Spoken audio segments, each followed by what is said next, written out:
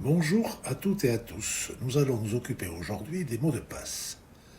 Comment les créer et avec quelles caractéristiques afin qu'ils soient le plus solides possible devant une éventuelle attaque d'un hacker. Où les enregistrer pour ne pas les oublier et les retrouver et comment les utiliser. Pourquoi faut-il des mots de passe? En fait, ils sont utilisés pour la protection des données que vous avez soit sur le cloud, soit sur un site internet, celui de votre banque par exemple, soit sur votre ordinateur.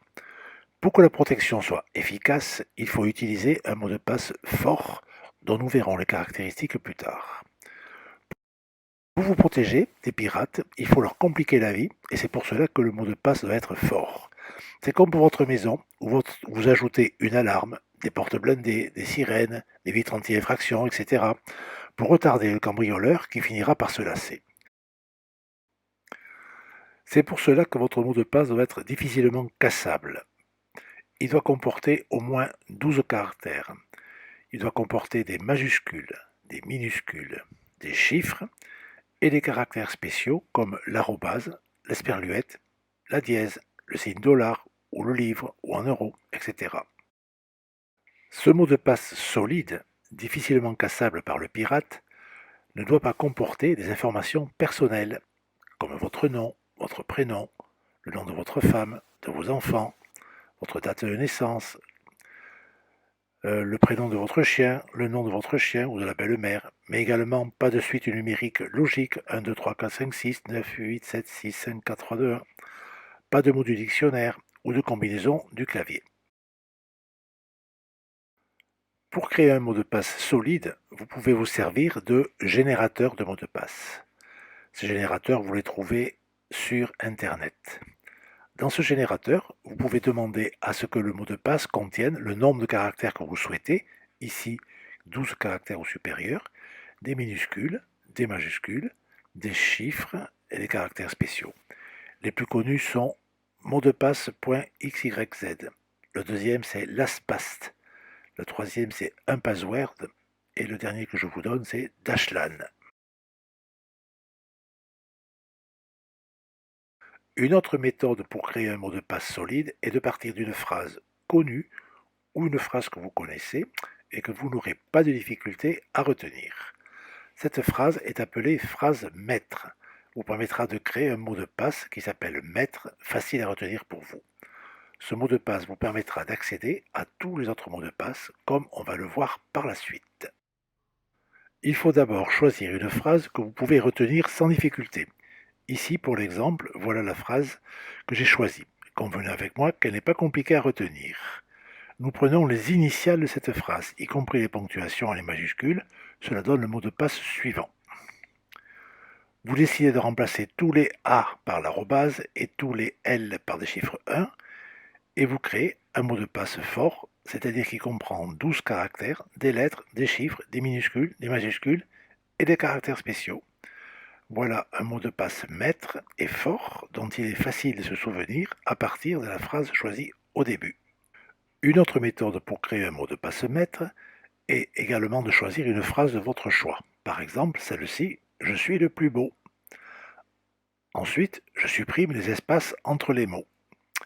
Puis, par convention, je mets une majuscule à la deuxième lettre du mot de passe, je remplace la lettre E par le symbole de l'euro, je remplace les I par le chiffre 1 et la lettre A par le symbole de l'arobase.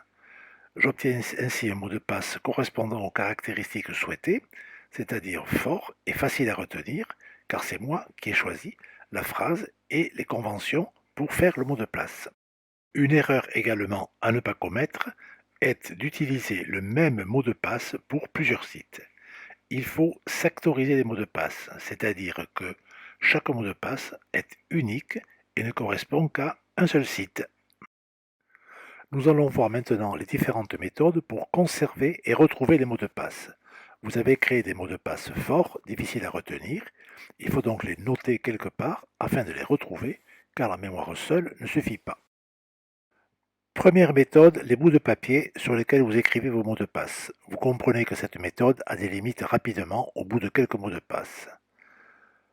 Deuxième méthode, celle du répertoire alphabétique qui permet de classer ces mots de passe par ordre alphabétique et les retrouver facilement et de pouvoir remplacer également assez facilement les mots de passe qui ont changé. Les erreurs que l'on observe avec ce type de solution sont une mauvaise transcription du mot de passe lors de la recopie avec des erreurs, l'oubli de modifier le mot de passe lorsque celui-ci a été changé volontairement ou obligatoirement par le site. Avec ces solutions, il peut y avoir également une perte du papier ou du carnet sur lequel sont marqués vos mots de passe ou vol de celui-ci. Il est également difficile de servir du carnet lorsque vous partez hors de chez vous. Une autre solution consiste à créer une feuille de calcul contenant vos mots de passe que vous allez mettre sur un drive que vous pourrez consulter ainsi partout sur tous les supports, téléphone, tablette, ordinateur ou même partout dans le monde à condition que vous ayez un accès Internet. Pour cela, vous allez créer un compte Google et profiter ainsi du drive gratuit qui vous est attribué ainsi que l'utilisation gratuite d'un tableur Sheets présent sur le drive. Ce compte Gmail sera sécurisé par un mot de passe maître créé par les moyens que nous avons vus précédemment, c'est-à-dire à l'aide d'une phrase connue de vous. Une fois que vous avez créé votre compte Gmail, pour aller sur le Drive, vous montez en haut de la page d'accueil, là où il y a les petits points, les 9 petits points, vous cliquez dessus, vous cherchez dans la fenêtre Drive, voilà, on arrive sur Drive, vous cliquez sur l'icône du Drive et vous arrivez sur la page de votre Drive.